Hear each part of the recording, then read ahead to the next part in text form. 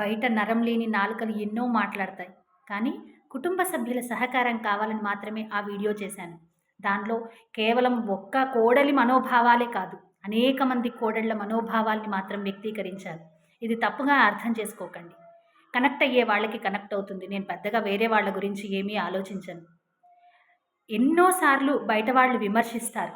కానీ దాన్ని నిష్కల్మషంగా ఉండేటువంటి ఏ స్త్రీ కూడా పెద్దగా పట్టించుకోదు.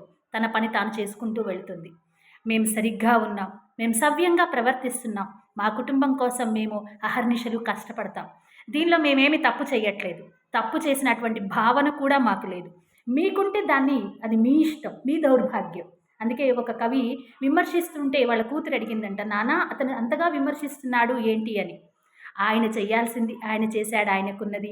నాకున్నటువంటి దానిలో నేను స్వీకరిస్తాను బిడ్డ అన్నాడట. అంతేకాని ఇది ఇక్కడ కేవలం నా కోసమో లేకపోతే ఇంకే కోడలు కంప్లైంట్ చేసిందనో కాదు. సహజంగా ఉండేటువంటి మాటల్ని మాత్రమే నేనిక్కడ మీతో షేర్ చేసుకుంటున్నాను. Thank you.